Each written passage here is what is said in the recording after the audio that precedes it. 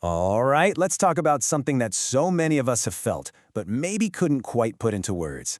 It's that strange, confusing feeling when you push people away at the exact moment you need them the most. I mean, really think about it. You're sitting there feeling totally isolated, just wishing someone would connect. And then your phone buzzes. It's a friend. But instead of feeling relieved, your gut reaction is to dodge the call, to ignore the text, to just pull back even further. Sound familiar? If that just hit home for you, I really want you to hear this. You are so not alone in feeling that way. It's this wild internal push and pull, and it's an incredibly common human experience. Seriously, it's not some kind of flaw in you. It's a paradox, and we're about to unpack it together. So first up, let's dive right into the heart of the issue, what we're calling the lonely contradiction. Okay, so on one hand, your conscious mind is saying, I want to feel close to people. I need support. But on the other hand, your body, your gut, is screaming, nope, back away. It literally feels like your mind and your body are in this massive tug of war. So what on earth is going on?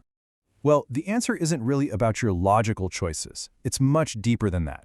It's all about your brain's ancient protective wiring. This isn't logic. We're talking about pure instinct here. And the core concept we need to understand is something called dismissed vulnerability. Basically, it means that somewhere in your past, you were vulnerable. You showed that you needed someone, and it led to a bad outcome. Maybe you were ignored or hurt or made to feel small. Your brain just took a little note and filed that experience under danger. And this is pretty much how that rule gets hardwired. It's like a simple three-step program. Step 1, you take a risk, you reach out. Step 2, that vulnerability gets met with pain or rejection. And step 3, your brain, trying to be a good bodyguard, creates a brand new rule, connection equals threat. It's a survival response it learned to keep you safe. So what happens then? Well, the result is that connection stops feeling like a simple comfort. Instead, it starts to feel like it comes with a hidden cost, a potential for more pain. And your brain, doing its job, decides that price is just way too high to pay. Which brings us to a whole new way of looking at this behavior. It's not that you want to be alone. It's more like your internal survival mode is just stuck in the on position. Now this part is so important.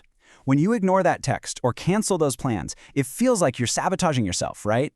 But from your brain's point of view, it's doing the exact opposite. It's preserving you. It's protecting you from what it has learned is a very real threat. It's an act of self-preservation. And here's the tragic irony in all of this. The intention behind this whole system is a good one, to keep you safe from more pain. But the impact? It creates the exact isolation and deeper loneliness you were trying to avoid in the first place. It's a protective system that started to backfire. Okay, so understanding all that is the first big step. But the next step, the most important one, is all about self-compassion. It's about really getting this one core truth. Just let that one sink in for a second. Your worthiness of love and connection and support, it's not conditional. It doesn't require you to be fine or strong or have everything figured out. You deserve care just as you are, especially in those moments when you are definitely not fine. So the bottom line is this. Your brain isn't broken. It's just running an old software program. You know, a program that was written a long time ago, based on old information, all designed to keep you safe. But that information, it might just be outdated for the life you're living today. Okay, so let's just quickly recap the big takeaways here.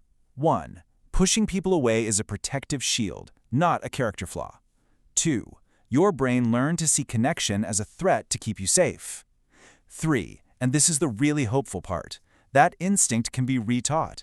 And finally, never forget, your worth has absolutely nothing to do with being fine. So I want to leave you with this final thought to chew on. That protective system inside you learned its lesson well. Connection can be a threat.